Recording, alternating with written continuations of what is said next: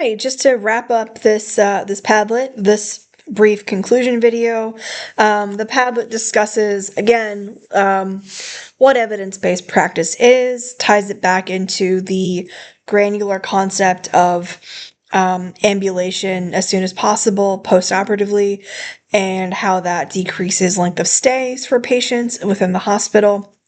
Specific sections talked about are going into detail about what the issue is with the postoperative ambulation, who's affected, how they're affected, why, things like that. Discusses postoperative ambulation in terms of really trying to tie it back to EBP overall, kind of saying, okay, this is what the spirit of inquiry is. This is why postoperative ambulation is so important for patients.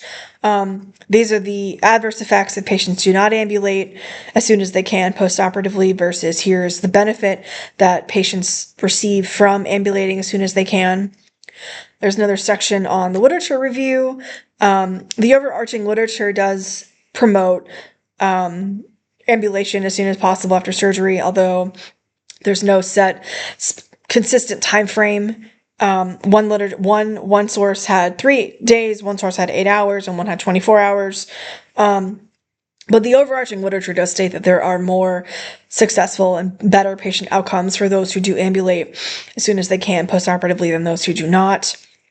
The Padlet also discusses what the nurse's current role and participation is in getting patients up and moving them around, providing education, performing an assessment to determine if the patient is ready and able and stable enough to get up and move, providing pain management, pain medications before patients ambulate, putting in a consult for physical therapy to come and do an evaluation to determine the patient's baseline and kind of figure out how to get them where they need to be.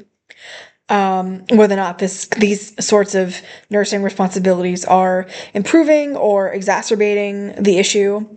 They are improving patient ambulation outcomes.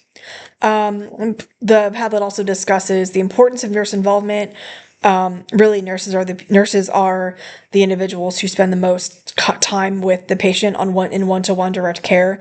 So it's incredibly important that they are involved. Nurses not only act as cheerleaders for their patients, but they by and large are the ones who really can get the patients up and moving, really encourage them and support them to, even if it's just getting up, even if it's just moving and sitting on the side of the bed, that really does help patients' motivation when it comes to getting up and doing any kind of exercise. The other section is challenges and barriers for nurse involvement. These can be anything from lack of staffing to patients being too afraid to get up and move for any number of reasons. There's also no standardized time frame for patients getting up and moving around. So that may be a bit of an issue. That may be a unit-to-unit not protocol, but a unit-to-unit decision as to whether or not, or when, patients just can get up and move. One unit may want 24 hours, one unit may want 8. That kind of just depends. Patients may also not understand the significance of getting up and moving around. So nurses providing education is essential to promote, buy-in and patients saying, okay, I may not want to do this, but I understand why it's important.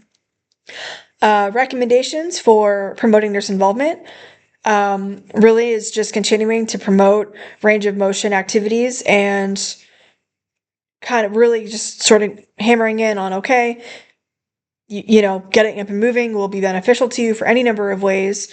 And also developing SMART goals that are centered around patient mobilization and adjusting them as needed. For, each patient is different. Each patient should have their own plan that's tailored to them. And the last section really is just a reflection on my time in the BSN program at Centera and some of the curricular things that I have learned that are based on this issue, that I can really take and bring forth into kind of a leadership role when I transition to practice. Yeah, that's really it. I hope you enjoy the Padlet and have a great rest of your day.